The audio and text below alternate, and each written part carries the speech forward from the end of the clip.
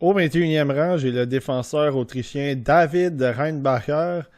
Euh, Dans le cas de Reinbacher, c'est un défenseur que je sais qu'il y a beaucoup de traction sur lui en ce moment. Je sais qu'il y a beaucoup de gens qui le voient même dans le top 5, qui le voient même aboutir avec le Canadien. Puis, ben en fait, moi aussi, je pense il y a des chances qu'il aboutisse avec le Canadien pour les raisons qu'on connaît et dont on va parler dans quelques instants. Mais pour moi, David Reinbacher, la qualité première que je vois en lui, c'est qu'il est bon dans tout. Puis je sais on a ri pas mal de ça dans notre classement de mi-saison. Je l'avais 27e d'ailleurs, mais c'est vrai qu'il est bon dans tout, David Reinbacher. C'est pas un gars que tu regardes puis tu dis il patine mal.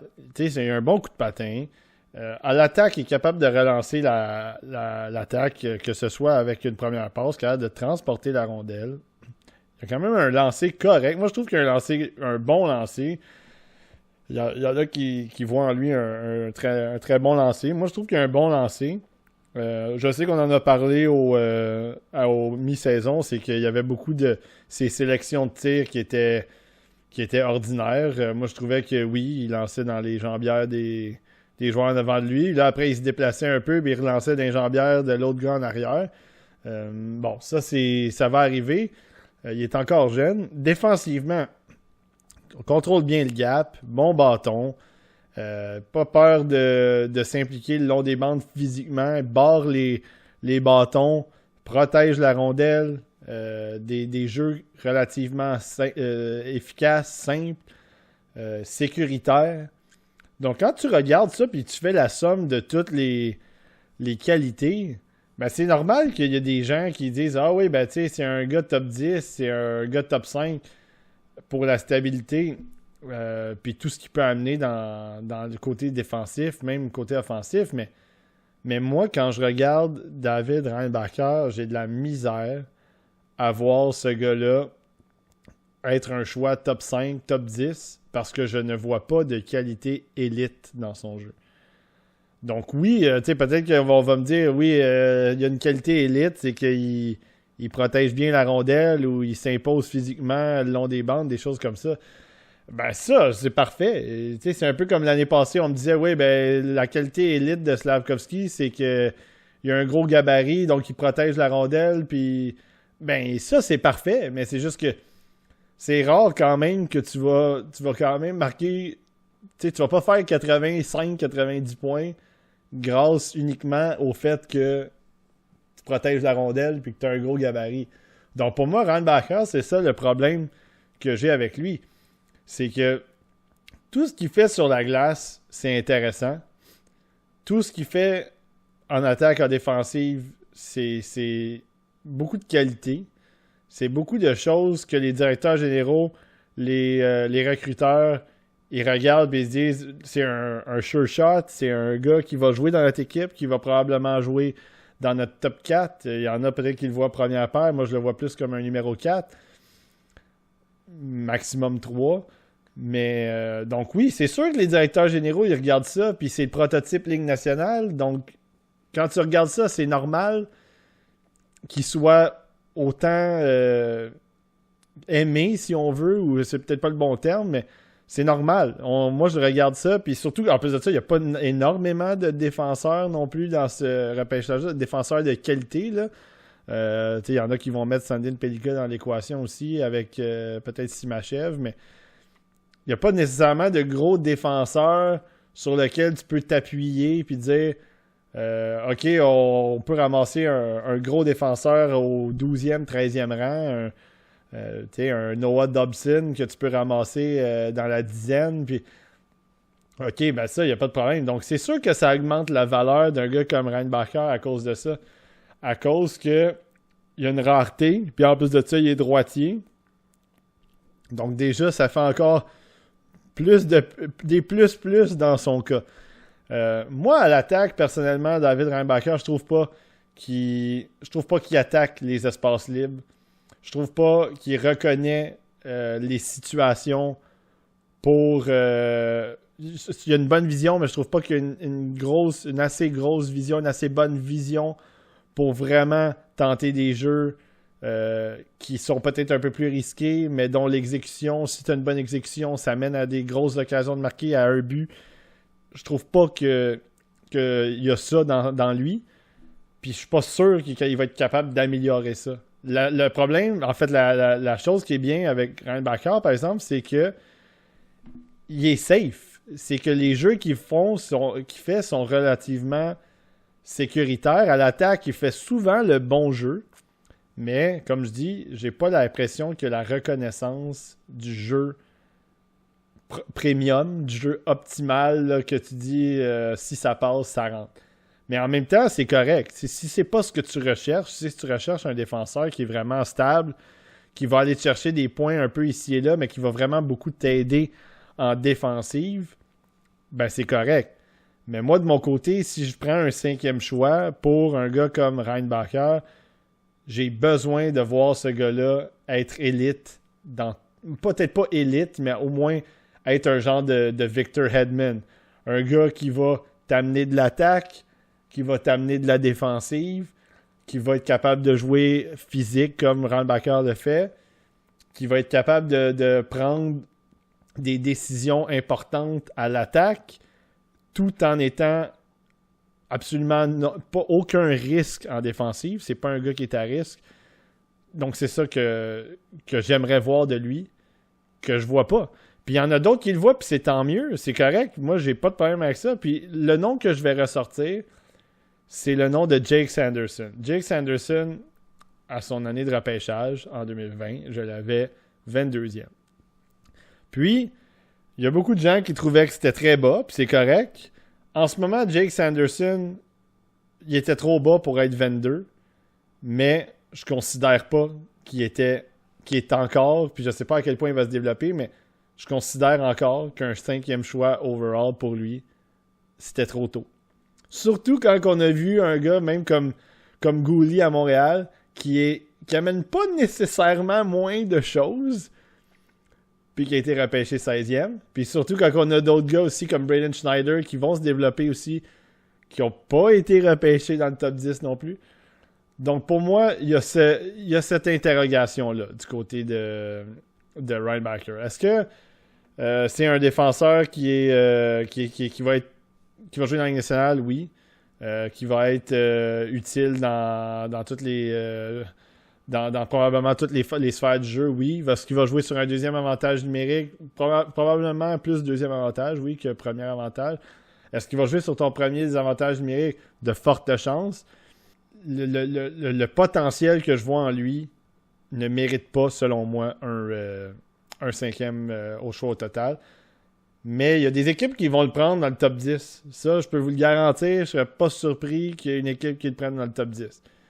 Mais moi, quand je regarde l'impact potentiel, moi, je vois juste un défenseur stable, un 4e défenseur qui va juste être là pour vraiment solidifier ton équipe, mais qui va peut-être pas nécessairement l'amener à un autre niveau sur le plan offensif.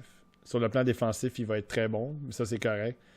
Mais c'est la raison pourquoi je l'ai 21. C'est la raison pourquoi je n'ai pas réussi à le faire monter plus que ça non plus, parce que moi, je vois pas en Ryan Backer un gars de 60 points, 50 points. Je vois un gars de 30 points qui va vraiment ressortir du lot plus pour son efficacité dans sa zone. Au 20e rang, j'ai l'attaquant québécois du Phoenix de Sherbrooke, Ethan Gauthier. Et puis Ethan Gauthier, ce qui est intéressant avec lui, c'est que il nous a montré pas mal le même jeu toute la saison. Ce qui fait en sorte que pour moi, il a été dans les mêmes eaux pendant toute la saison. Donc 22e à mon classement préliminaire, 21 à mon classement de mi-saison. Puis là, je lui ai redonné un petit coche de 1 aussi au 20e rang pour le classement final. Étienne Gauthier, ça, on en a parlé maintes et maintes fois. Puis on en a parlé dès le début avec la Coupe Linka Gretzky. Je pense que c'est un des joueurs de tout le repêchage qui fait le plus attention aux détails, qui fait le plus attention pour les sorties de zone, pour faire des connexions de jeu, faire des petites passes pour faire progresser la rondelle, bloquer des tirs, essayer de... Évidemment, il s'implique physiquement aussi, donne des mises en échec, pas juste pour nécessairement séparer le porteur du disque le long de la bande, mais aussi des fois pour en étamper un.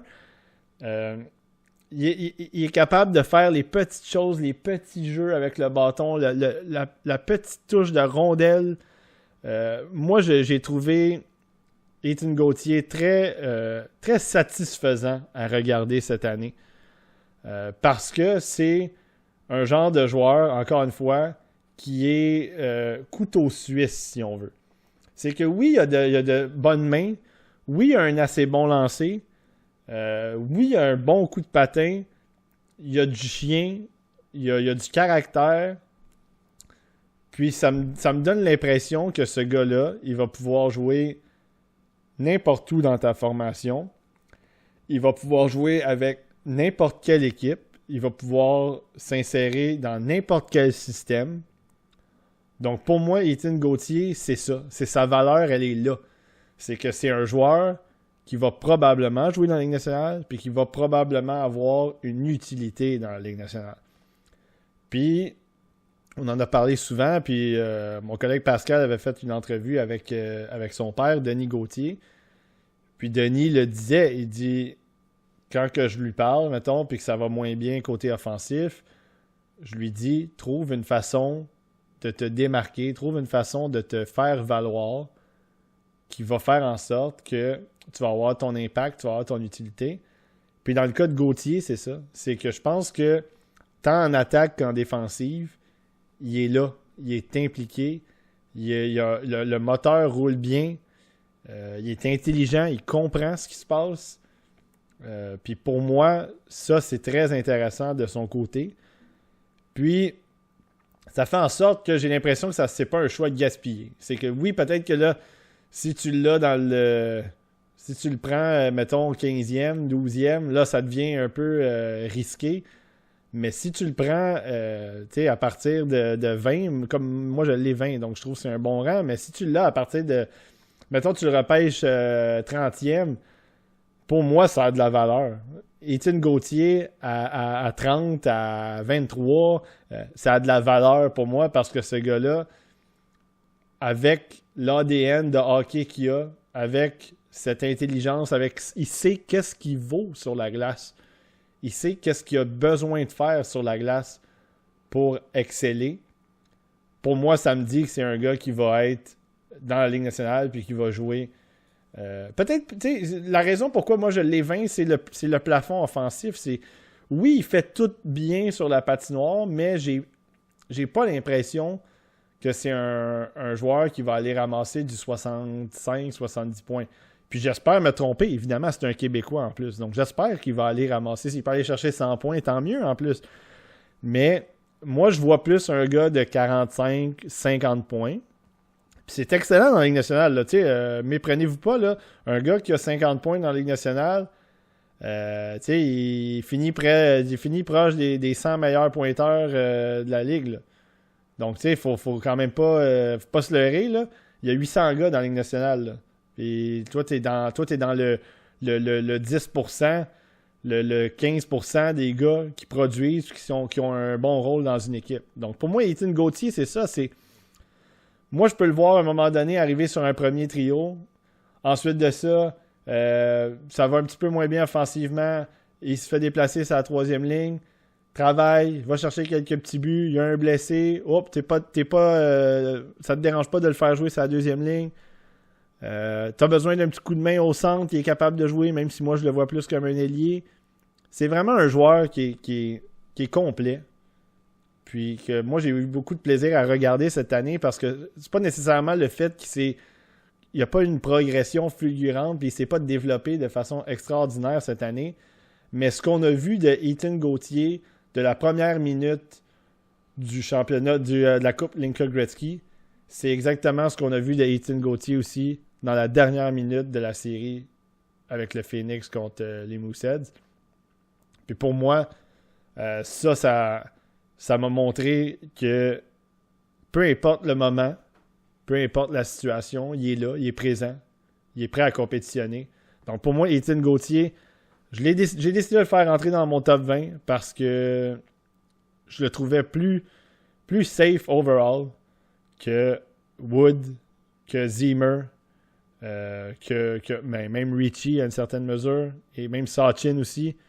Donc pour moi, Ethan Gauthier, c'est un gars qui, je pense pas que c'est un gros coup de circuit, mais je pense que c'est un bon petit coup sûr, un bon petit double là, à clôture qui va faire progresser, qui va faire rentrer quelqu'un au marbre ou qui va faire continuer la manche. Donc pour moi, pour faire l'analogie de baseball.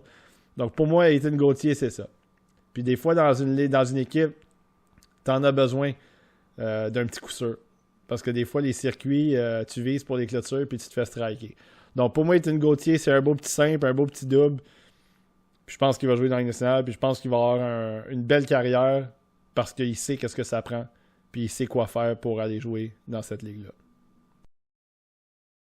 Au 19e rang, j'ai le coéquipier de Cohen Zimmer, les Cougars de Prince George, Riley Heidt. Et puis, il y a quelques secondes, je parlais de coups de circuit, de petits simples, de petits doubles. Riley Heidt, c'est peut-être lui, un coup de circuit, justement. Parce que Riley Heidt, c'est le genre de gars qui a de tellement bons outils offensifs, des mains, il a une bonne intelligence, une bonne créativité avec la rondelle. Il est capable de manipuler les défensives, il est capable de complètement les sortir de l'équation avec des feintes, avec des jeux, des petits jeux, des petites one-two ou tout simplement une petite connexion avec la défensive ou des choses comme ça. Mais Riley Heidt, c'est un joueur que j'ai trouvé très intéressant à regarder cette année. Puis la raison pourquoi c'était toujours compliqué de le monter ou de... Tu sais, je voulais pas le baisser parce que le niveau de talent il est tellement élevé. Mais en même temps, je voulais pas trop le monter parce que, oui, il y a ses lacunes physiques. Défensivement, tu sais, oui, c'est difficile défensivement, mais moi, je trouve qu'il s'essaie. Je trouve qu'il veut un peu plus. Moi, j'ai regardé des matchs dans lesquels il essayait de s'impliquer défensivement. Il essayait d'aller donner un coup d'épaule. Il essayait d'aller bousculer du côté dans le fond de son territoire, dans le fond de la zone. C'était pas toujours beau, c'était pas toujours efficace, mais il y avait ce désir-là un peu plus que Zimmer avait pas. Puis pourtant, Riley Heidt, c'est un gars de 5 pieds 11, 175 peut-être. C'est pas nécessairement un plus gros... Il est pas gros comparativement à Zimmer qui était à 195, à 6 pieds. Mais il s'essayait un peu plus. J'avais l'impression que l'engagement dans son jeu était là. Mais Riley Heidt, le plus important si tu regardes ce gars-là, c'est de regarder son talent avec la rondelle, sa capacité à créer des choses, à alimenter des coéquipiers. C'est la capacité à avoir... Je trouve qu'il a quand même un bon coup de patin, mais il est capable, il a la tête haute, il regarde ce qui se passe en attaque. On dirait qu'il y a une bonne analyse de qu'est-ce qu'il va faire, qu'est-ce qui s'en vient, qu'est-ce qu'il doit faire pour peut-être manipuler un peu la défensive, faire en sorte que ça va ouvrir la possibilité pour un Zimmer, pour un Wheatcroft avec qui il jouait. Il y a un bon lancer précis, rapide. Riley Heidt, c'est ça. C'est ça qui est... C'est vraiment ce genre de joueur-là qui a un peu je veux dire le high octane, là, si je peux me permettre l'anglicisme encore une fois. Il y a un niveau de jeu offensif très élevé. Je pense que c'est probablement élite même. Puis la raison pourquoi il a toujours été plus haut qu'un gars comme Andrew Crystal, c'est justement à cause de ça. C'est que je pense que Riley Heidt, le fait qu'il s'essaie, le fait qu'il essaie de se replier, le fait qu'il essaie de s'impliquer défensivement, ça fait en sorte que ça me dit qu'il y a peut-être encore lui aussi un espoir d'aller travailler sur la défensive puis d'avoir, sans nécessairement être... Encore une fois, quand on parle de travailler en défensive, c'est pas nécessairement d'être parfait en défensive. Mais je pense qu'il y a des joueurs qui ont un peu l'engagement défensif, parfois un peu moyen, puis tout à coup se mettent à travailler parce que tu as besoin de ça pour aller à l'autre niveau. Puis en allant à l'autre niveau, c'est là que peut-être que tu développes un peu un plaisir de jouer défensivement. Parce qu'il faut que ça devienne naturel dans certains cas d'aller jouer en défensive. Puis dans le cas de Riley Hyde, j'ai l'impression qu'avec un peu de coaching, il va avoir ce désir-là, cette capacité-là à aller jouer défensivement.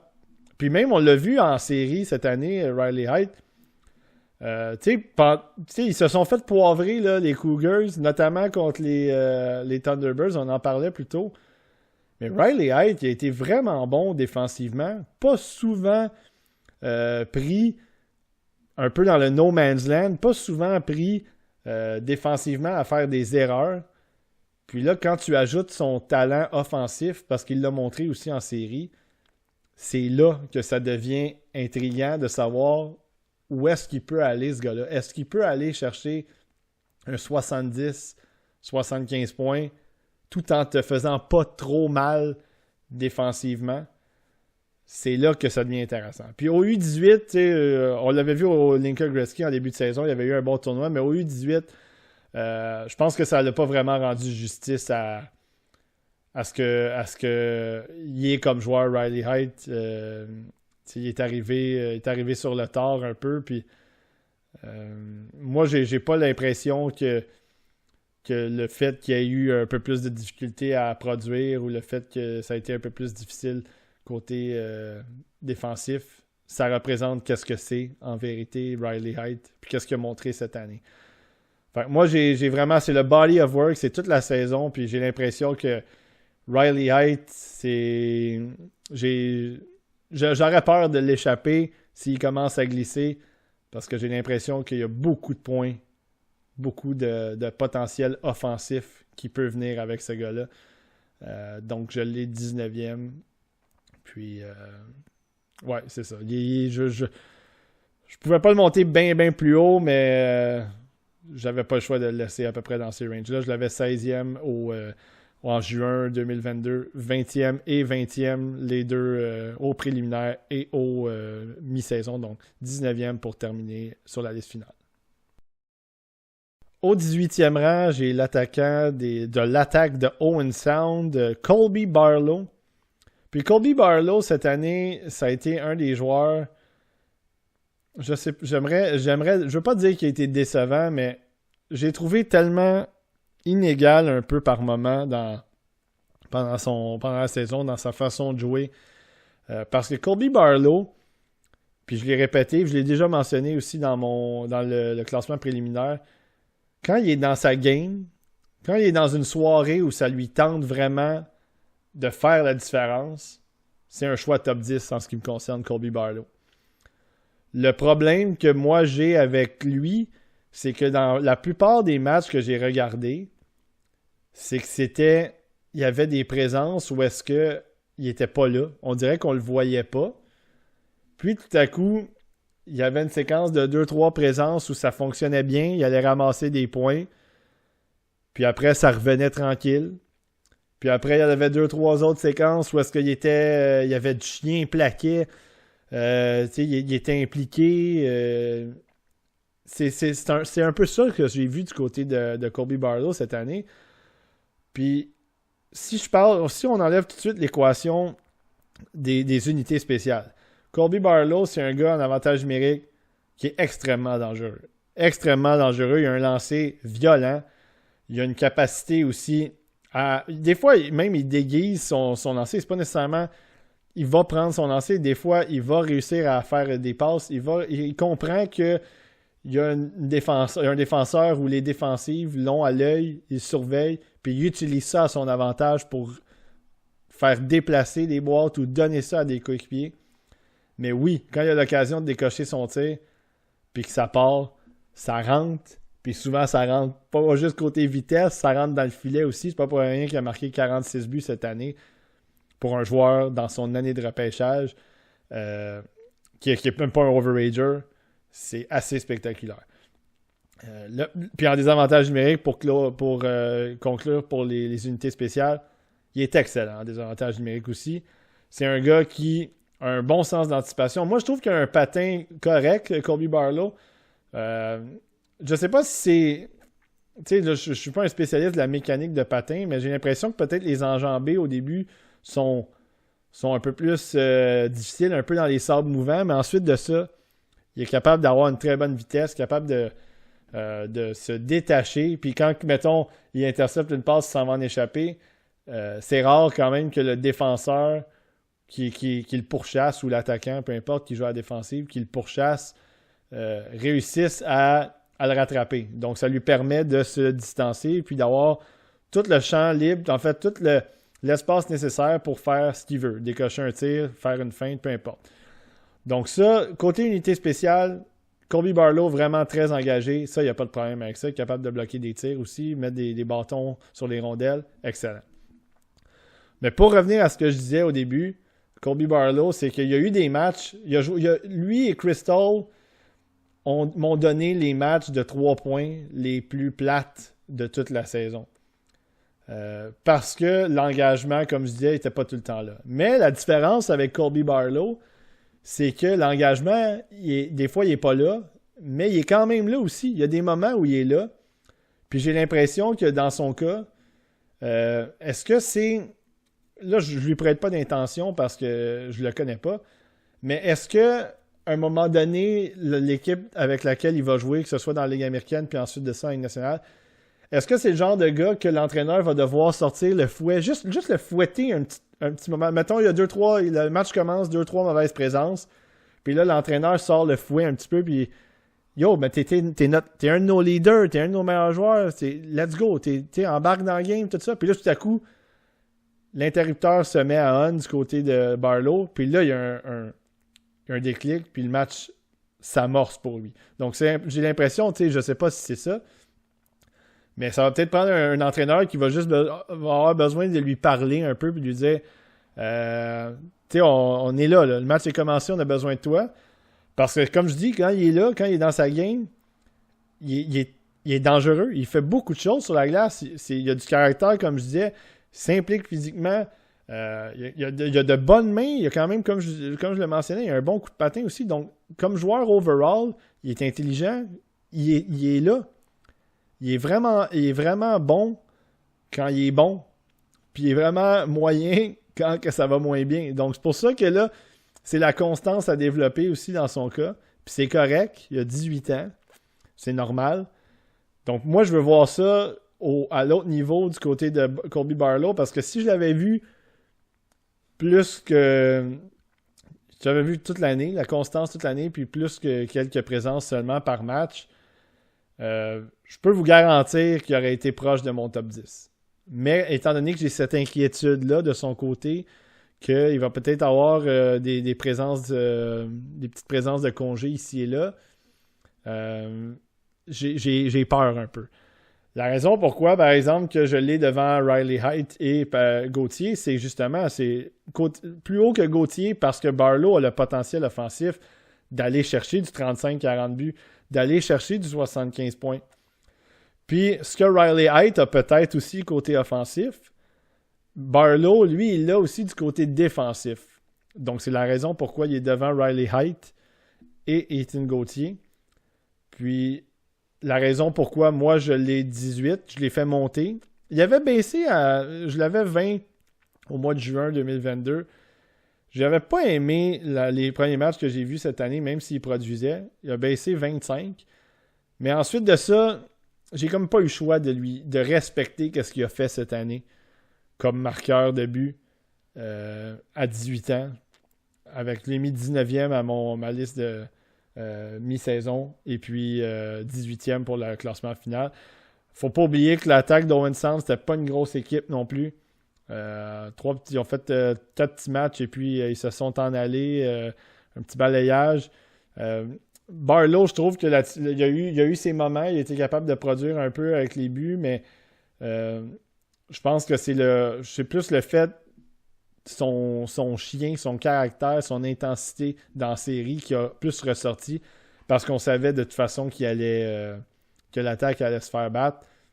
Donc pour moi, ça n'a pas été Ça n'a pas rien changé dans mon classement. Puis ensuite de ça, ben, il y a eu, on l'a vu évidemment à la Coupe Linka Gretzky au début de l'année, puis on l'a vu au U18 récemment.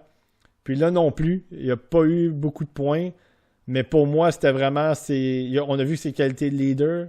Des fois, il chialait, puis j'étais comme, ouais, tu devrais peut-être en donner un peu plus aussi. Mais dans les matchs qu'il a joués, il était relativement impliqué. Puis, il était là pour réveiller les troupes. Donc, je pense que du côté de Colby Barlow, juste un petit peu de développement, un petit peu de coaching. Mais je pense que c'est un joueur qui risque, qui a un potentiel pour faire du dommage dans la Ligue nationale sur un deuxième trio. Peut-être même un premier trio si jamais il augmente un petit peu plus son intensité, son engagement plus, puis son niveau de jeu de présence en présence.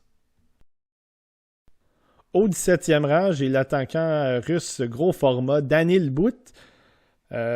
Daniil But, c'est pas la première fois qu'on s'attarde à lui cette année. Vous le savez, il a joué au Linka Gretzky l'année dernière, donc même pas la Coupe Linka Gretzky de 2022, mais la Coupe Linka Gretzky de 2021. Donc, il avait 16 ans à ce moment-là. C'était déjà un joueur qui retenait l'attention par son gabarit, mais aussi les choses qu'il était capable de faire en tant que gros joueur sur la patinoire. Un ailier droitier de 6 pieds 5, 200 livres. Puis quand on regarde Daniil But, moi, ce que j'aime beaucoup de lui, c'est il est dangereux près du filet. Il est capable d'être dangereux avec son lancer dans les cercles de mise en jeu, dans l'enclave. Mais il y a aussi de très bonnes mains près du filet, dans le demi-cercle, près du demi-cercle, pour marquer des buts, mais aussi pousser la rondelle à des coéquipiers ou tout simplement prendre la rondelle lui-même et la loger dans le filet, dans le haut du filet, peu importe. Il y a des mains agiles, rapides et en angle, en espace restreint aussi. Donc ça, c'est intéressant de son côté. Puis qu'est-ce qui est intéressant aussi pour ce gars-là de 6 pieds 5 et 200 livres, c'est qu'il patine bien. Daniil But, c'est un attaquant qui a une mobilité, très bonne mobilité pour son gabarit. Donc, on dit tout le temps le size skating combo. Là, dans son cas, ça s'applique bien parce que il est gros, il est capable d'utiliser sa vitesse pour déborder les défenseurs et étant droitier aussi, capable de protéger la rondelle. Donc, quand on arrive, mettons, il y a un déploiement puis il s'en va du côté gauche, du côté droit, il protège la rondelle parce que la rondelle est de son côté fort vers près de la bande. Et ensuite de ça, sa vitesse, il est capable de mettre les défenseurs un peu sur les talons. Les défenseurs qui ont la portée ne peuvent pas se rendre à la rondelle. Puis ensuite de ça, lui, il baisse l'épaule, utilise sa jambe extérieure, la jambe gauche, pour créer un genre d'espace supplémentaire, un tampon. Et là, il est capable de rentrer ou de décocher un tir. Donc pour moi, ça, Daniil But, c'est très intéressant de son côté. Puis qu'est-ce qui est aussi intéressant? C'est la façon dont il patine.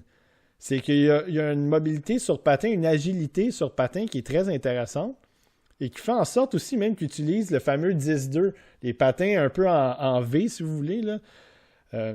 Donc, il se déplace tout en gardant la possession de rondelle. Et puis, des fois, il se crée une ligne où est-ce qu'il peut décocher un tir alors qu'il est en mouvement latéral. Donc, pour moi, ça me montre aussi à quel point il y a une bonne coordination avec le patin, mais les mains aussi. La tête haute, il regarde qu'est-ce qui se passe. Donc, moi, j'aime beaucoup ce que je vois de Daniil But. Puis, je l'ai vu cette année, quelques matchs dans la KHL. Évidemment, il ne jouait pas beaucoup de minutes. Je l'ai trouvé relativement impliqué en défensive. Tentait de bloquer des tirs. Il a un peu essayé je veux pas dire... c'était pas nécessairement son style de jeu d'être défensif, mais il a essayé de s'impliquer. Il a essayé de travailler avec ses défenseurs pour aider les sorties de zone, plus comme réception de passe, plus comme le petit jeu. On récupère la rondelle, une petite déviation de l'autre de la bande pour vraiment faire sortir la rondelle de la zone défensive, puis que ça se rende en zone neutre. Donc, il y avait ce désir-là de son côté de s'impliquer. Puis c'est un peu un désir aussi qu'on a vu dans la MHL, c'est que Boot, c'est un joueur, c'est pas un Russe typique comme on a vu dans les dernières années.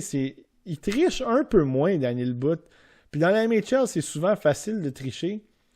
Mais moi, dans les matchs que j'ai vus, je trouvais qu'il était relativement près de ses coéquipiers. Il était prêt à créer des attaques en unité. Évidemment, oui, des fois, il s'éloignait, il était prêt à recevoir des passes, puis ça, c'est normal. Mais un petit peu moins que qu'est-ce qu'on a vu dans les dernières années avec, mettons, Perevalov, Yurov, Chebrikov, Paul Tapov. Là, je nomme tous des Ov, mais bref, oui, ces joueurs-là, on les a vus tricher un peu plus.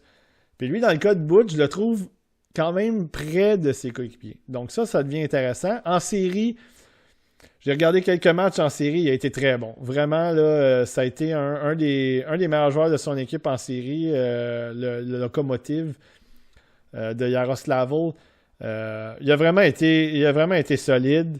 Je trouvais qu'il était impliqué physiquement aussi. Il était capable de donner quelques petites mises en échec. Ça a été le meilleur joueur, selon moi, de l'équipe pendant les séries. Avec Simachev aussi. Simachev a été excellent. Dont on va reparler un peu plus tard. Mais bref, oui, Boot il a vraiment fait son travail dans cette série-là. Et défensivement aussi, même, il a été bon. Moi, ce qui me dérangeait un peu de Boot, puis c'était des petites affaires très... c'est minime. Je trouvais des fois que l'exécution dans ses jeux était pas souvent, mais pas toujours bonne. Des fois, il y avait des passes simples, des lignes de passes simples. Ça avortait, une mauvaise passe. Des fois, c'était une remise derrière, le petit trailer, ça aboutissait pas. Je sais pas, de mon côté, j'ai trouvé qu'il était parfois un peu sloppy de ce côté-là. Mais somme toute, il était quand même là. Il était quand même capable de faire les jeux, puis il était quand même capable de créer certaines choses. Autre petite chose qui m'a dérangé aussi, parfois quand il arrivait du côté droit, l'aile droite, il se faisait bousculer par des défenseurs qui étaient plus petits que lui, peut-être des 6 pieds, 190, quelque chose de ce genre-là. Puis souvent, il y avait de la difficulté à... Premièrement, des fois, il tombait aussi, mais il y avait de la difficulté à poursuivre l'attaque. Donc, il se faisait arrêter directement à la ligne bleue ou un petit peu plus loin sur la bande. Donc, je ne sais pas si c'est un manque peut-être de force physique dans les jambes, un manque d'équilibre un petit peu. Mais ça, c'est des choses qui vont se travailler avec les professionnels dans la Ligue nationale, dans la Ligue américaine. Donc, je ne suis pas tant inquiet parce que ça n'arrivait pas nécessairement souvent non plus, mais c'était quelque chose que j'ai noté de son côté. Donc, pour moi, Daniel Boot, on essayait de voir des joueurs comparables. Puis il y a des gens qui ont nommé Alex Stock mais tu sais, un gars de 6 pieds 5, 200 livres qui patine, 203 livres, je pense, qui patine bien comme ça, qui a un bon lancer, qui a de bonnes mains, qui est capable de travailler un peu partout dans la zone défensive, offensive. Ça passe pas souvent, puis tu dois les respecter quand ça passe. Là, reste à voir, c'est un Russe. Donc, reste à voir si finalement, il va être repêché à un rang respectable ou s'il va glisser vraiment dans peut-être début de deuxième ronde même. Donc ça serait un coup peut-être très intéressant en ce qui me concerne parce que Daniel Boot, c'est un joueur qui a beaucoup de talent. Puis 17e, je l'ai placé devant encore une fois un peu tout le monde que j'ai nommé plus tôt parce que j'ai l'impression que lui, le talent offensif, la créativité offensive, même s'il faisait quelques petites erreurs ici et là, le jeu défensif, j'ai l'impression qu'il est un petit peu plus safe, il est un peu plus engagé qu'un gars comme Barlow sur une base régulière de présence en présence. Donc pour moi, je l'ai placé juste devant Barlow parce que l'attaque, il y a bonne chance que l'attaque soit là, mais il y a aussi une bonne chance qu'il soit impliqué un peu plus régulièrement dans le match. Selon l'impact que moi je vois de lui. Donc évidemment si Barlow peut-être améliore cet engagement-là, ce désir d'être dangereux à toutes les présences, ben là, comme je vous ai dit, moi je pense que c'est un gars top 10. Donc, Mais Butch, je le vois pas top 10. Donc là, il est classé là parce que c'est ce que j'ai vu de eux cette année. Mais ça veut pas rien dire. Peut-être qu'ils vont pouvoir se développer différemment. Puis peut-être que Barlow, au bout de la ligne, va être un gars de 80 points qui est impliqué dans toutes les sphères du jeu régulièrement. Mais pour l'instant, je ne l'ai pas vu assez souvent pour le mettre devant Daniel Butt. Donc, le Russe est 17e.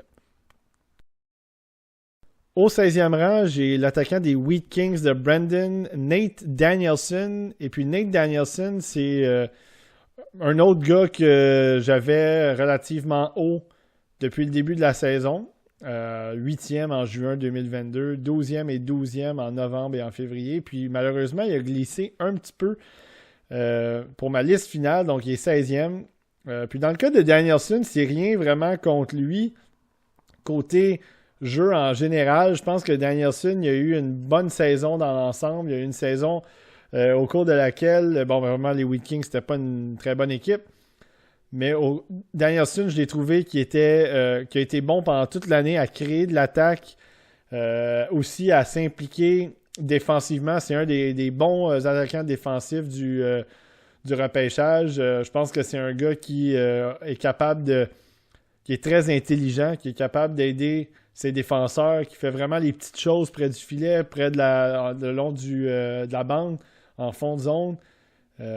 Capable d'impliquer aussi ses défenseurs, capable d'impliquer ses ailiers en relance. Donc, ça, c'est quand lui-même, il ne relance pas la rondelle avec son coup de patin. Il a une explosion, une bonne accélération, patine vite, patine bien. Donc ça, c'est intéressant de son côté. Moi, j'ai trouvé le petit bémol que j'ai eu de son côté à Danielson, c'est que j'ai pas aimé sa fin de saison. J'ai trouvé que dans les dernières semaines, puis là, peut-être que c'est évidemment, et je sais pas si ça a un lien de cause à effet avec le fait que l'équipe était vraiment pas bonne cette année. Là. Les Wheat Kings, c'est une équipe qui ont eu vraiment des difficultés cette année. Je pense qu'ils ont gagné 25 matchs ou quelque chose dans ce genre-là. Donc, sur une saison de 68 matchs, ça fait des défaites longtemps. Puis, ils ont raté les séries, évidemment. Puis, j'ai trouvé que peut-être le manque de motivation, peut-être qu'ils n'étaient pas nécessairement motivés. Puis, les Wheat Kings, ils ont eu une fin de saison épouvantable. Donc, peut-être que quand ils ont commencé à glisser hors des séries, ils ont fini avec 6 défaites consécutives. Donc, c'est sûr et certain que la motivation était peut-être moins là pour Danielson. Puis, ça s'est ressenti dans son jeu. Je l'ai trouvé moins impliqué à l'attaque, surtout, moins menaçant, utiliser un peu moins sa vitesse, des prises de décision un peu plus rushées, entre guillemets, un petit peu plus d'exécution rapide, sans nécessairement utiliser de la patience, sans nécessairement regarder ce qui s'offrait à lui. En avantage numérique aussi, ça c'est quelque chose qui m'a tanné beaucoup, mais il jouait un peu il jouait du côté de la pointe droite, l'aile droite, pointe droite, puis beaucoup de jeux risqués, beaucoup de longues passes en diagonale qui avortent. J'aimais mieux le voir plus du côté du tir sur réception ou plus près du filet, plus à l'arrière du filet. J'aurais aimé plus le voir utilisé dans les matchs que j'ai vus, en tout cas dans cette position-là sur la glace. Puis il prenait beaucoup de lancers. Quand il jouait sur le côté gauche, il prenait beaucoup de lancers. Ça ratait souvent la cible, mais quand ça touchait la cible, c'était dangereux parce que les lancers est violent quand même. Les gardiens ont eu beaucoup de difficultés à l'arrêter. Donc pour moi, Danielson, c'est ça, je l'ai mentionné à plusieurs reprises cette année. Je trouve que en désavantage numérique, c'est le joueur, le meilleur joueur de désavantage numérique, en tout cas au moins de la WHL. Mais en avantage numérique, j'ai trouvé qu'il y avait le niveau de talent ou l'importance du jeu de Danielson dans l'avantage numérique était un petit peu moins élevé que son importance en désavantage numérique. Donc pour moi, ça m'a dérangé un petit peu. Danielson, par exemple, ça reste un centre qu'on voit se projeter dans la Ligue nationale comme vraiment un centre two-way, efficace, qui va être capable d'amener de l'attaque, mais qui va être capable aussi d'être utilisé dans des situation où tu dois peut-être une soirée donnée marquer tu fais du matching de trio, puis toi aujourd'hui ton mandat c'est de t'occuper du premier trio adverse, c'est de t'occuper d'un McDavid, c'est de t'occuper d'un Crosby, peu importe. Donc ça, c'est le genre de mandat que je peux voir Nate Danielson avoir dans la Ligue nationale. Puis c'est ce qui me fait un centre de deuxième trio, peut-être troisième trio, peut-être deuxième trio, mais je pense qu'il y a plus de chances d'être deuxième trio quand même.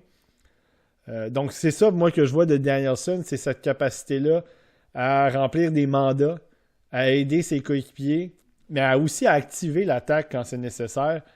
Avec sa vitesse, il y a une bonne vision du jeu aussi quand même. Des fois, les prises de décision m'ont dérangé, mais dans l'ensemble, j'ai trouvé qu'il avait été très bon cette année avec une équipe qui était évidemment un petit peu, comme je l'ai mentionné plusieurs fois, là, un petit peu moins bonne. Donc, la raison pourquoi je l'ai mis là, c'est ça. C'est que j'ai l'impression que Nate Danielson a peut-être ce potentiel un jour d'aller ramasser un petit Selke. Une saison, à un moment donné, un peu, je les compare pas, mais un peu comme Ryan O'Reilly, que là, bon, on le récompense pour son talent défensif, alors qu'il est capable aussi d'amener un peu d'attaque.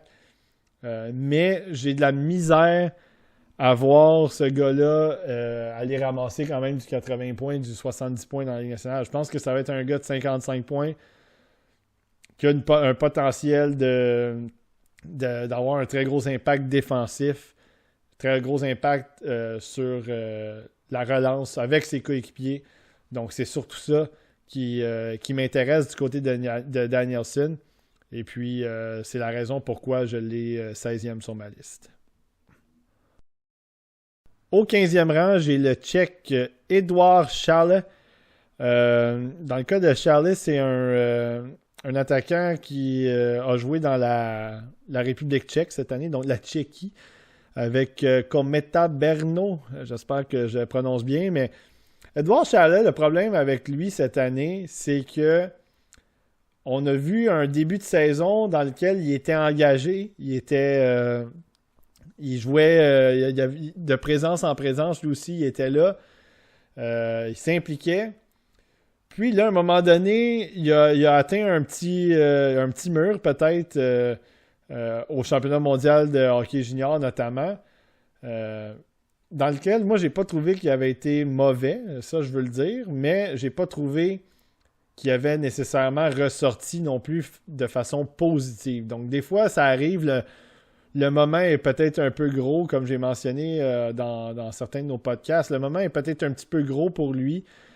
Puis c'est un jeune, donc peut-être qu'il s'est fait un petit peu imprégné de ce moment-là, puis ça l'a empêché peut-être de travailler puis de jouer à un niveau élite ou un niveau de haut niveau, en fait. Donc pour moi, ça a été peut-être le moment, le point de bascule, si vous voulez, dans le cas de Šale, parce que ensuite de ça, à Brno, il a été un petit peu moins efficace.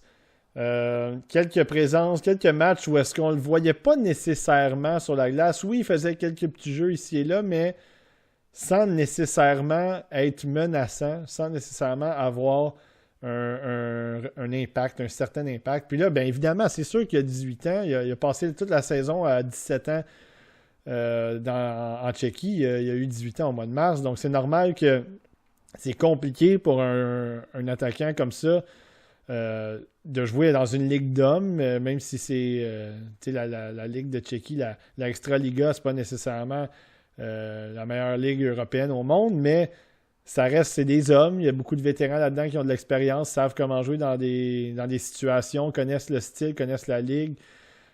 Donc c'est sûr que lui, il a eu par moments, il a eu de la misère à ressortir.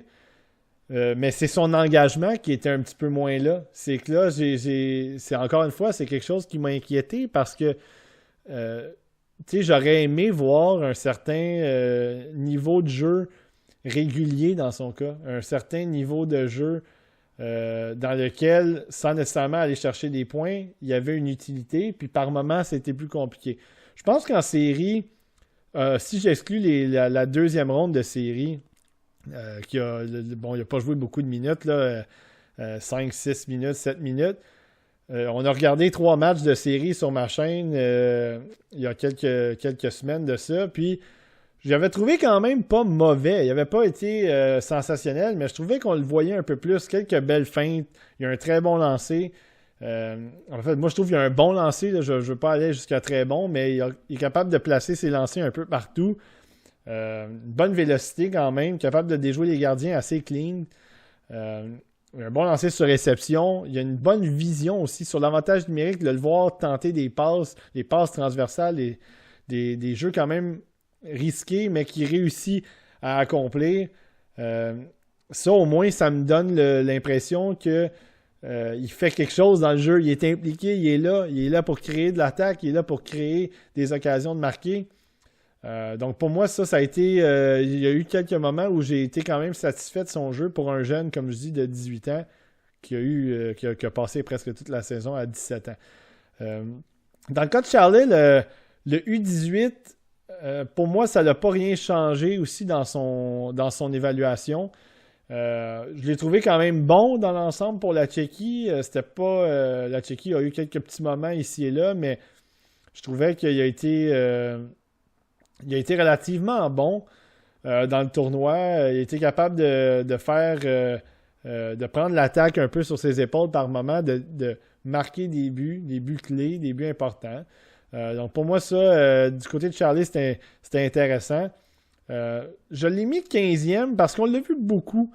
Bon, il y a un moment donné, même au début de mon classement, au classement préliminaire, il était 9e, justement parce qu'il y avait eu un bon début de saison. Il était même rentré dans mon top 10. Puis là, ensuite de ça, à préliminaire, à mon classement de mi-saison, je l'avais 13e. Puis ensuite de ça, il termine 15e. Mais on l'a vu beaucoup depuis les 2 dernières années, Édouard Chalet. On l'a vu au Linka Gretzky. On l'a vu, il avait fait le festival européen des Jeux olympiques de la jeunesse où il avait été sensationnel. Il avait fait le U18 l'année dernière en mai dernier où lui et Kulich, ça avait été une combinaison dévastatrice. C'est pas pour rien que la Tchéquie avait même battu le Canada pendant le tournoi. Ensuite de ça, évidemment, bon, on l'a revu au Linka Gretzky cette année avec un peu moins de succès, mais encore une fois, je trouvais qu'il n'avait pas été mauvais. Donc, il y a on a beaucoup d'informations sur lui, puis on a beaucoup d'informations qui nous disent qu'il y a peut-être ce potentiel offensif-là qui est là. Puis, il y a cet engagement-là, on l'a vu aussi. On l'a vu par moment. On a vu à quel point il peut avoir un impact sur le jeu sans nécessairement marquer des buts, sans nécessairement obtenir des points. Donc là, ça devient un peu un... Est-ce que c'est un... Je ne veux pas dire que c'est un coup de circuit, mais c'est un peu un risque aussi. Je pense qu'il y a de fortes chances que Charlie devienne un gars de 3e trio uniquement, puis qu'il soit un gars d'une quarantaine de points.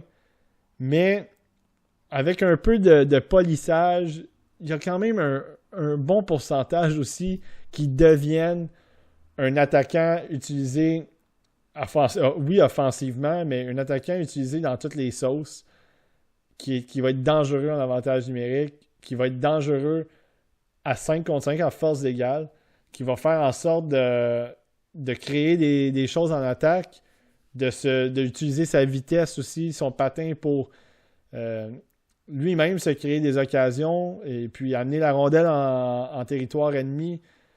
Donc ça, c'est ça. Est-ce que, tu sais, Charlie aurait pu facilement baisser un peu plus dans le range d'un Gauthier, mettons, sur ma liste, au 20e, 21e, 22e, dans ce coin-là.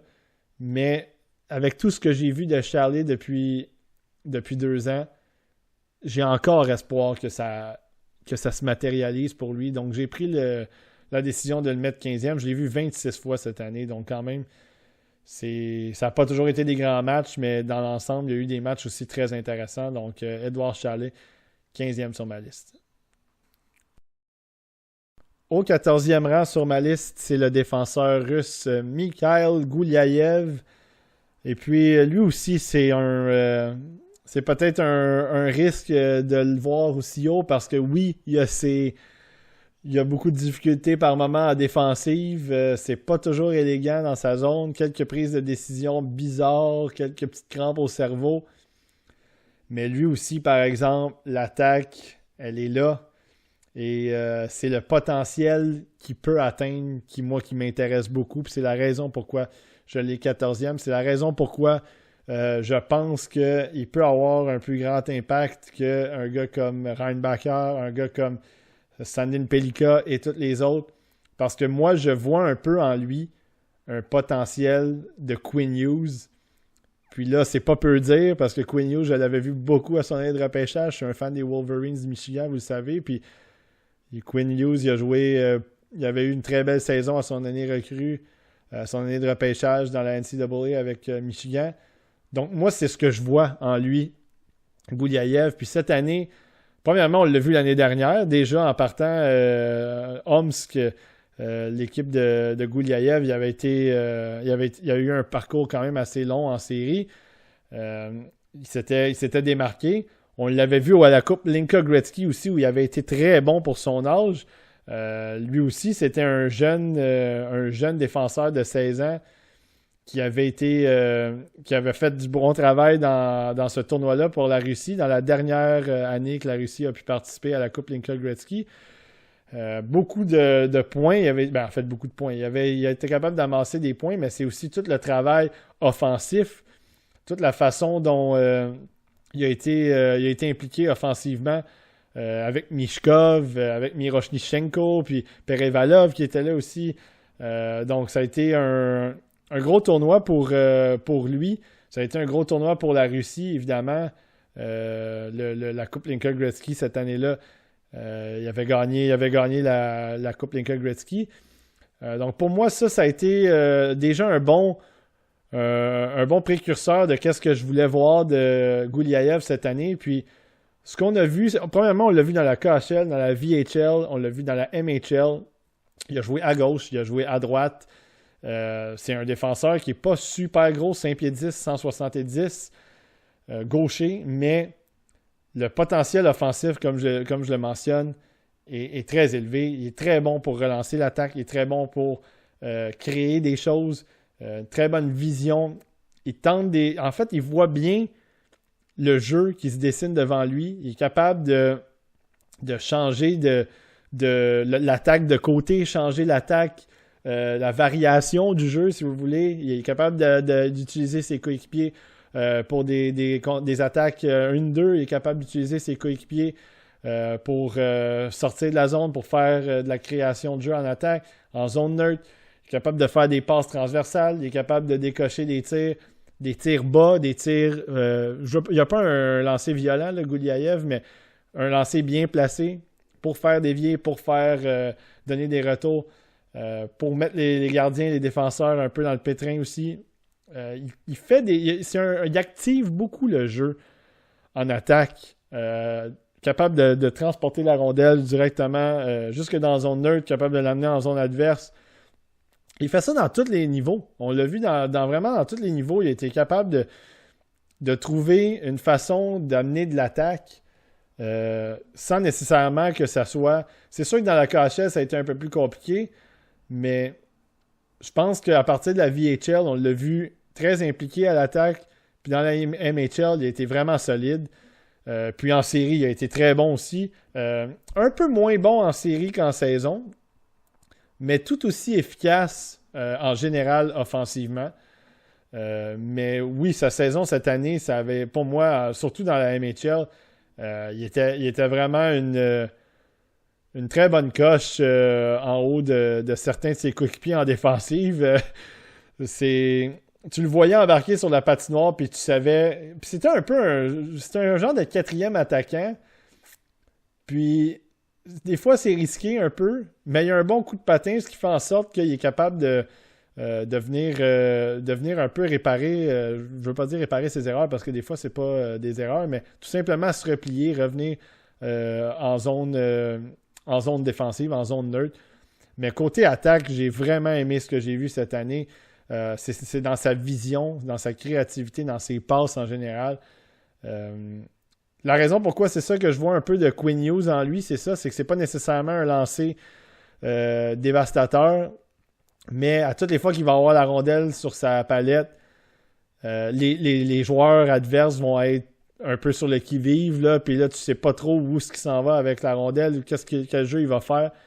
Mais si la rondelle atteint quelqu'un en particulier en position de lancer, il va le trouver, puis ça va sortir rapidement. Donc pour moi, Gouliaev, c'est beaucoup dans la projection. Est-ce que, encore une fois, Gouliaev, il y a de très fortes chances que ce gars-là soit un gars offensif qui va donner des mots de tête défensivement puis qui n'atteigne pas le potentiel d'impact, si vous voulez, que moi je vois en lui en ce moment. Il y a de fortes chances qu'après 6, 7 ans, 8 ans, peut-être qu'il va aller jouer dans la KHL. Il va peut-être retourner dans son pays.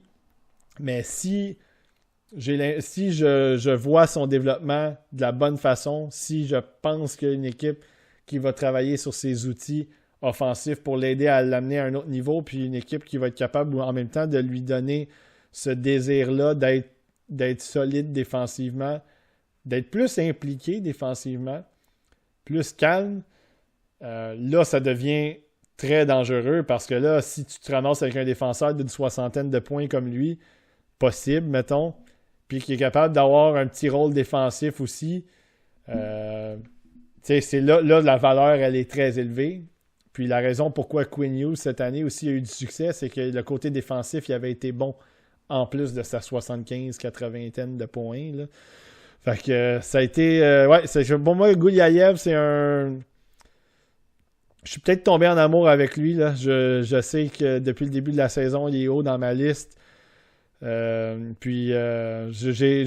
l'avais 28e au mois de juin l'année passée, 17, 14 et il termine au 14. Peut-être risqué un peu comme rang. Je ne m'attends pas à ce que les équipes de la Ligue nationale le repêchent là. Je m'attends plus à ce que ça soit fin de première ronde, début de deuxième ronde. Mais pour nous, en fait pour moi, qui évalue les espoirs juste côté impact, talent, et ainsi de suite, pour moi, c'est le 14e sur ma liste. Donc, Mikhail Gouliaev, un défenseur russe de 5 pieds 10, 170 livres. Au 13e rang, j'ai l'attaquant américain / québécois, Gabriel Perreault, le fils de Yannick Perreault, qui était mon joueur favori à l'époque pour le Canadien. Gabriel Perreault, c'est ça qui ça a été tellement drôle cette année parce que on dirait qu'il y a beaucoup de gens qui parlaient de Will Smith, mais Gabriel Perreault, c'est lui qui a battu le record de points du programme avec toutes les statistiques qu'il y a eu là, pour le tournoi du U18, pour la saison en général. Je pense que ça s'est arrêté à 132 points pour lui. Pour moi, c'est un attaquant avec une vision, une créativité élite. On va le dire comme ça. Là. C'est un gars qui... c'est facile de parler de Will Smith parce que Will Smith, il a souvent la rondelle sur sa palette. C'est souvent lui qui temporise le jeu puis qui manipule les défensifs, fait reculer les défensifs, revient sur ses pas. Puis, en fait, temporise beaucoup le jeu. Puis, c'est difficile des fois de classer Gabriel Perreault dans ce même range-là, ou en fait dans cette même conversation-là, parce que il est moins flashy que Will Smith avec le contrôle de la rondelle, mais il est tout aussi efficace selon moi. C'est juste une façon peut-être d'attaquer les défenseurs différents. Différemment. C'est une façon de contrôler cette rondelle-là en l'amener en zone adverse, puis ensuite de ça, un peu plus utiliser ses coéquipiers, un peu plus travailler avec les défenseurs, travailler avec peut-être Ryan Leonard aussi qui fonce plus au filet, plutôt que de la façon de Will Smith, c'est oui, il utilise ses coéquipiers, mais il les utilise après avoir vraiment fait bouger tout le monde, après avoir vraiment placé tout le monde aux endroits qu'il voulait qu'il place, et ça inclut les défenseurs adverses. Alors que Gabriel Perreault, c'est cérébral, mais on dirait que c'est plus simple, entre guillemets. Puis là, je veux pas dire simple, parce que je dis simple, entre guillemets, parce que Perreault, il rend ça simple, mais il le rend parce qu'il y a énormément de talent, puis il y a une très bonne vision, une très bonne intelligence overall. Puis je sais qu'il y a des gens qui parlaient de son patin, disaient qu'il y avait un patin un peu peut-être questionnable et puis tout ça. Moi, j'ai trouvé, dans le cas de Perreault, que je trouve qu'il a un bon coup de patin. C'est pas nécessairement un patineur rapide. C'est pas nécessairement un gars qui est capable d'attaquer les défenseurs avec une vitesse à la Connor Bedard ou même Connor McJesus, là, mais je le compare pas. Mais Connor Bedard, dans ce repêchage-là, il est capable de le faire. Adam Fantilli aussi est capable de le faire.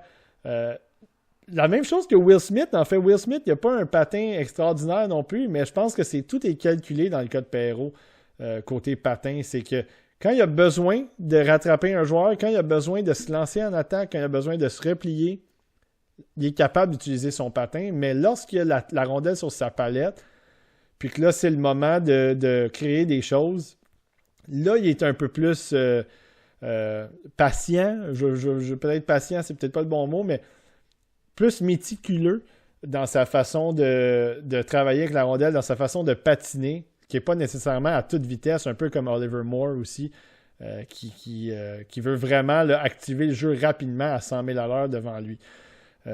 Perreault, moi, ce que j'aimais moins l'année passée, je le trouvais un peu frileux. Pas nécessairement, c'est normal à 16 ans que quand il jouait pour le programme des moins de 17 ans, c'est un peu normal. Des fois, tu joues contre des équipes de la USHL. Il y a des joueurs un peu plus âgés là-dedans. C'est sûr que des fois, ça peut faire un peu peur. C'est pas un gros gabarit, Perreault. Donc, je trouvais qu'il allait un peu moins au filet. Le long des bandes, c'était un peu difficile. Mais contrairement à ce que j'avais vu l'année passée, cette année, je l'ai trouvé plus près du filet. Puis ça, j'en ai parlé dans nos podcasts, dans nos listes. Je trouvais qu'il fonçait au filet, finissait ses actions au filet. Puis on sait qu'il a un bon lancer, on sait qu'il est capable de battre les gardiens du haut des cercles, on sait qu'il est capable dans l'enclave, il est capable de le faire.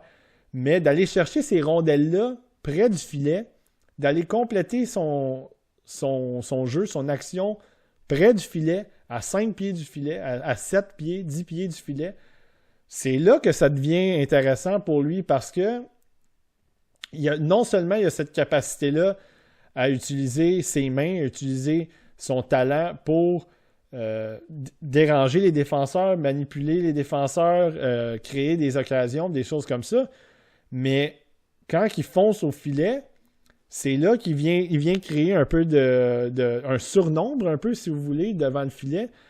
C'est là qu'il est capable de venir aussi ajouter des buts. Donc pour moi, Gabriel Perreault, le fait de l'avoir vu travailler près du filet cette année, ça m'a donné l'impression qu'il avait compris certaines choses par rapport au jeu peut-être de un Will Smith qui était un petit peu plus qui allait un peu plus Est-Ouest, qui allait un peu plus, je veux pas dire périphérie parce que c'est pas juste ça Will Smith, mais qui a utilisé un peu plus toute la patinoire pour dangler, puis en ayant Ryan Leonard qui était près du filet, en ajoutant Perreault à ça, c'est là qu'il amenait des points aussi. Donc pour moi, Perreault, puis évidemment, on parle même pas de l'avantage numérique parce qu'ils ont été dévastateurs tous les trois, avec Leonard dans l'avantage numérique, avec Moore aussi, même par moment. En fait, pas juste par moment, pendant toute la saison, Will Smith joue en arrière régulièrement. Donc oui, Perreault, il a ce potentiel-là d'aller chercher peut-être du 80-90 points, ce qui fait en sorte que tu peux pas le laisser glisser trop non plus, parce que oui, il y a peut-être des lacunes côté gabarit, côté force physique, puis ça, il va en prendre de la force physique avec le temps dans la Ligue nationale.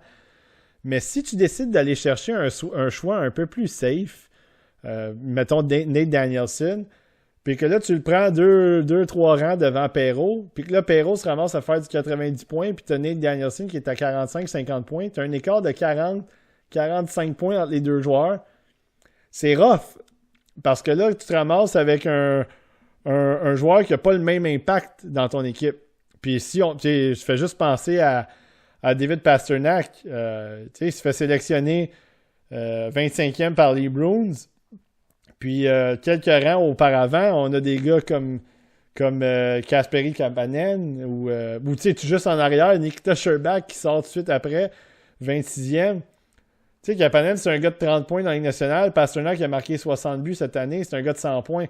Puis tu sais, je dis pas que j'aurais fait le choix différent. Là. J'avais Kapanen, j'avais Sherbak devant Pastrnak, mais tu sais, maintenant, avec le hindsight 2020, là, maintenant qu'on sait qu'est-ce qui est arrivé, 8 ans, 9 ans plus tard, puis on voit l'écart, tu sais, tout le monde s'en mord les doigts, là, parce que les Pingouins qui ont repêché Kapanen, oui, ils sont allés chercher Phil Kessel avec, il a gagné 2 Coupes Stanley, mais si tu avais eu Pasternak, tu l'aurais eu ton marqueur de 60 buts avec Crosby, mettons. Là. Fait que c'est ça. C'est toujours en rétrospective, c'est là que ça va devenir intéressant avec un gars comme Gabriel Perreault parce que c'est sûr et certain qu'il pourrait.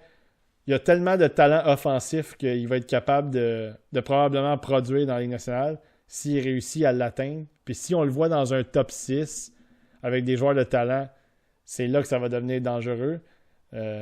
Défensivement, c'est sûr, il y a ses lacunes aussi. Il n'est pas très impliqué physiquement, mais ça aussi, ça peut se travailler. Donc moi, je mise beaucoup sur l'attaque, puis c'est la raison pourquoi je l'ai 13e sur ma liste. Au 12e rang, j'ai le gros attaquant des Wolves de Sudbury, Quentin Musty. Puis je pense que ça, je ne sais pas si vous m'avez suivi dernièrement ou dans les listes, dans nos podcasts qu'on a fait, même notre podcast qu'on a fait avec la relève, avec Martin. On en a parlé de Musty justement, puis pour moi, je pense que c'est un des gars avec qui je suis le plus tombé en amour là, cette année parce que c'est le plafond, c'est le potentiel de ce gars-là qui m'interpelle beaucoup. Parce que, premièrement, il a un gros gabarit à 6 pieds 2, 205. Il a un très bon lancer. Il a un bon coup de patin, moi, je trouve, pour son gabarit. Il se déplace bien, il se déplace vite. Ça n'a pas toujours l'air fluide, mais moi, je trouve qu'il patine quand même bien. Côté vitesse, là, la technique de patin, ça, on peut repasser, mais il se déplace. Capable de faire beaucoup de choses avec la rondelle. Il a de très bonnes mains, capable de faire des passes, de très belles passes, capable de créer des jeux, d'alimenter ses coéquipiers. Il a la touche robuste, le fameux papier sablé.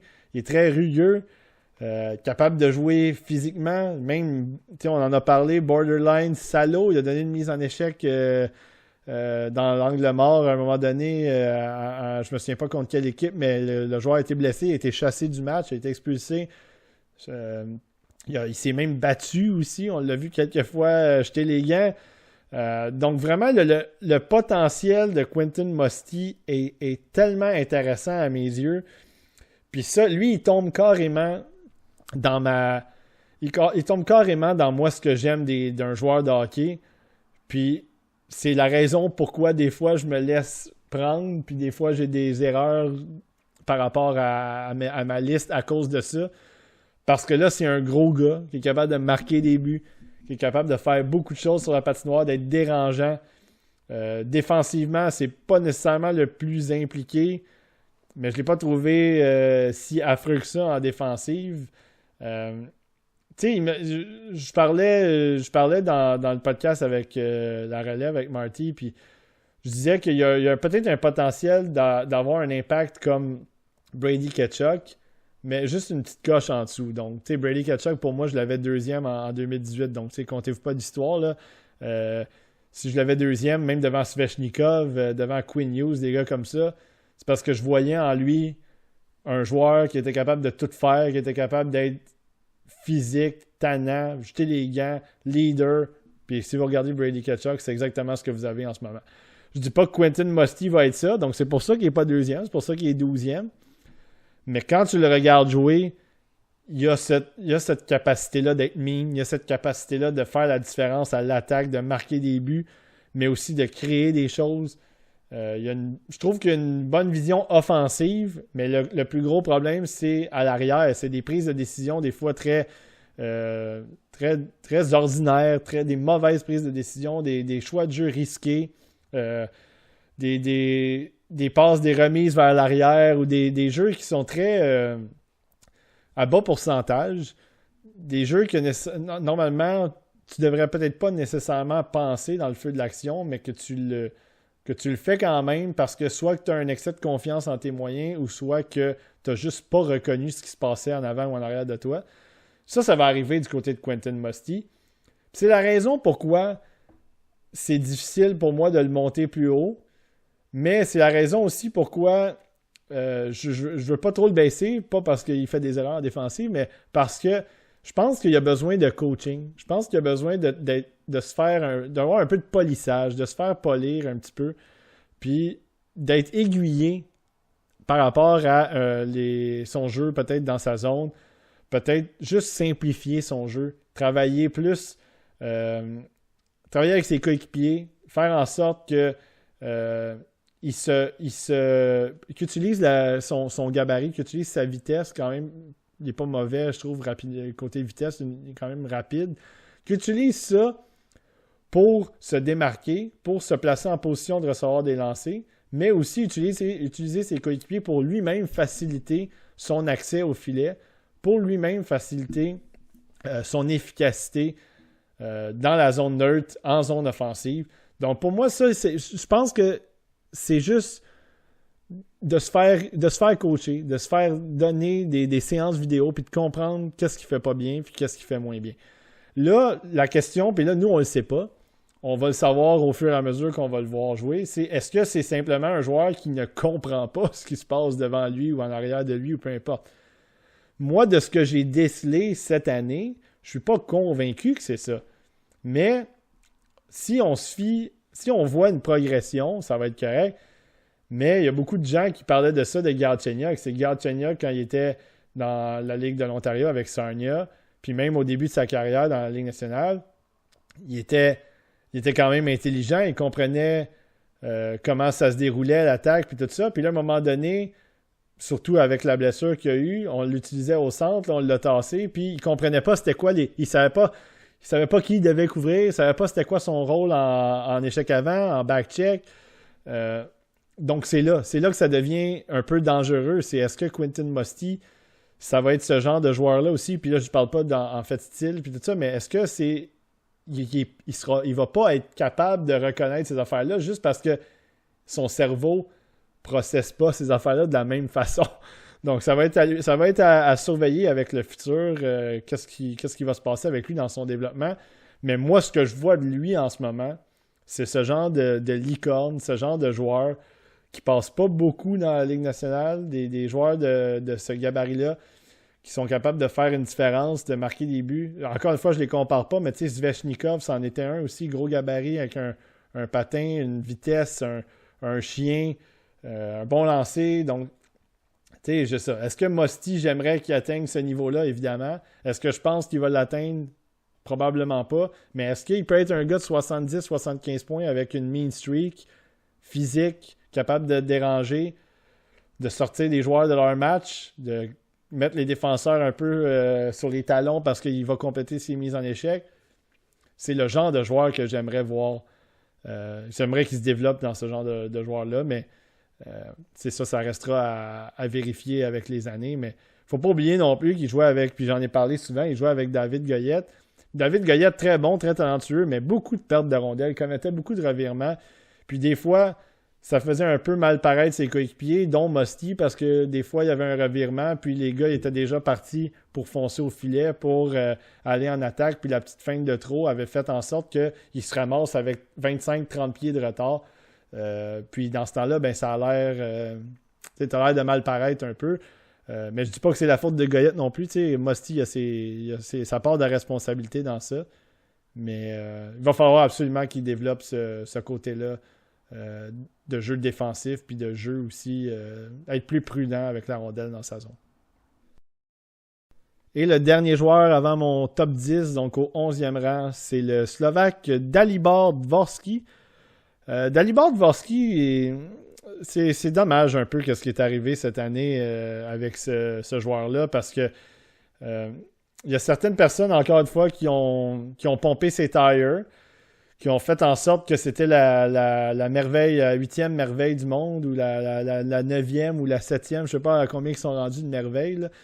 Mais Dvorsky, c'est pas ça. Puis là, il y a des gens qui ont commencé à le critiquer, puis à le dénigrer, alors que il y a quelqu'un qui a décidé de monter ce gars-là, puis de dire que c'était quasiment la prochaine réincarnation de Dieu. Le problème avec Dvorsky cette année, c'est qu'il y a eu des moments dans la saison où l'attaque n'a pas été présente. Puis encore une fois, c'est pas grave dans son cas parce que oui, il joue en Allsvenskan, qui est la deuxième ligue en importance en Suède. Puis c'est normal qu'un jeune comme ça ait des fois une certaine difficulté à produire, surtout à sa première vraie saison, il y a 17 ans. Donc, tu sais, il avait joué l'année passée en Allsvenskan. Il y a eu un petit, il avait eu un petit goût là, de la ligue, mais là, cette année, il fallait qu'il joue dans ce niveau-là. Puis, il a 17 ans. Il est né au mois de juin. Donc, tu sais, c'est compliqué pour un jeune comme ça d'aller jouer dans une ligue d'hommes, même si c'est pas la SHL, c'est quand même une ligue de qualité, avec quand même quelques joueurs qui peuvent faire la différence. Puis, tu sais, on l'a vu, là, regardez les gars, les trois petits jeunes avec Joe Gardens, là, Lekkerimäki, Ögren, puis Oslund, ils ont joué dans la Allsvenskan cette année, puis ils ont réussi à produire un peu, puis en série aussi, notamment. Donc oui, c'est sûr que pour un gars qui c'est sa première vraie saison, si vous voulez, ça a été compliqué. Mais pas parce qu'il n'était pas talentueux, puis pas parce qu'il n'était pas capable de créer de l'attaque ou des choses comme ça, mais c'est plus le fait que ça venait un peu moins facilement. Puis évidemment, il n'était pas utilisé non plus dans des situations favorables. Il n'était pas utilisé d'une manière à recevoir des occasions en avantage numérique ou pour aller chercher des points. Il n'était pas dans un top 6, des choses comme ça. Donc, pour vrai, j'ai trouvé ça triste un peu ce qui est arrivé dans le cas de Dvorsky cette année parce que ce qu'on a vu de lui dans la nationale, dans la J20, ce qu'on a vu de lui en série dans la J18, ce qu'on a vu au U18 aussi, puis même dans une certaine mesure, ce qu'on a vu au championnat mondial de hockey junior, encore une fois, pour un gars de 17 ans, ça nous a montré toute l'étendue de son talent. Un bon lancer, une capacité à faire les choses de la bonne façon en relance, capacité à créer des jeux en attaque, à suivre le jeu, à savoir qu'est-ce qui se passe, bonne anticipation, où la rondelle va aller, où mes coéquipiers vont se placer pour que je puisse les repérer, où je vais devoir moi-même me placer pour décocher des lancers. Ça, on l'a vu de Dvorsky. Au championnat mondial des moins de 20 ans, au championnat mondial junior, ça a été plus un style défensif. On lui a donné un peu plus le mandat d'avoir le rôle de two-way, ce qui est capable de faire, là, qu'il a fait toute l'année quand même relativement bien. Mais on a vraiment vu au U18 à quel point, là, on lui a donné aussi le mandat d'être le kingpin, le premier centre. C'est toi qui vas générer de l'attaque, c'est toi qui vas être notre fer de lance défensif. C'est toi sur qui on va s'appuyer. Puis je pense que c'est vraiment ça, la façon dont on peut projeter Dvorsky dans la Ligue nationale. C'est un attaquant qui va être capable d'amener sa part de points, qui va être capable de rendre ses coéquipiers meilleurs avec lui, mais qui va être aussi très sécuritaire défensivement, qui va être aussi très impliqué dans sa zone, tant avec le côté physique, tant avec sa capacité à anticiper les jeux, à bloquer les passes, évidemment à sortir la rondelle de la zone, ça on le sait. Puis il a un bon gabarit, Dvorsky. Il est 6 pieds 1, 200 livres. Il n'a pas un mauvais coup de patin. Il a de bonnes mains. Donc, tu sais, il y a vraiment toutes les qualités, le physique de l'emploi. Il y a vraiment toutes les choses pour faire en sorte qu'il y ait du succès dans la Ligue nationale. Je pense que le seul petit bémol dont j'ai parlé plus tôt, c'est l'attaque. C'est est-ce que je peux voir en lui une possibilité d'aller chercher du 75-80 points dans la Ligue nationale avec cet aspect two-way-là, avec ce potentiel de sell qu'il a? Je sais pas. J'ai encore mes réticences par rapport à ça. C'est la raison pourquoi je l'ai fait baisser d'un rang. Je l'avais 10e, il est rendu 11e. Évidemment, il y a quelqu'un qui a monté, dont je n'ai pas parlé encore, mais c'est pas nécessairement à cause de son jeu. C'est plus à cause de la personne qui a monté en tant que telle, qui a glissé.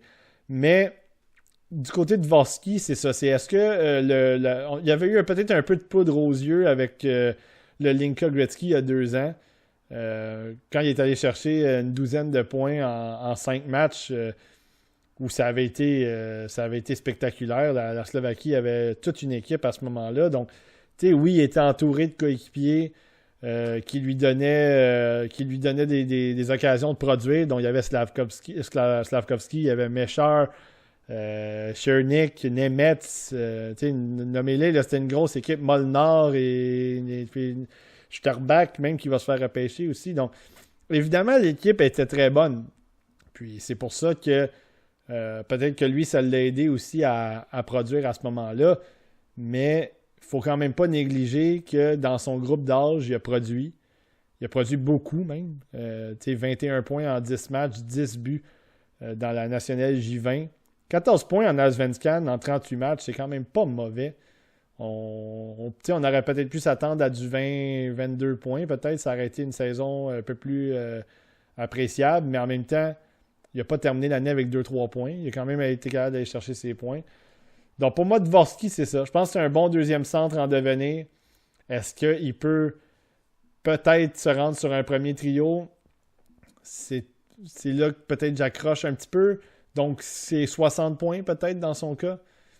Puis la qualité défensive, elle est là. Donc peut-être pas au niveau d'aller chercher du Selke ici et là. Mais au moins, je pense que le potentiel offensif est encore là, même s'il est peut-être moins haut que qu'est-ce qu'on s'attendait il y a quelques mois ou même au début de l'année, en fait.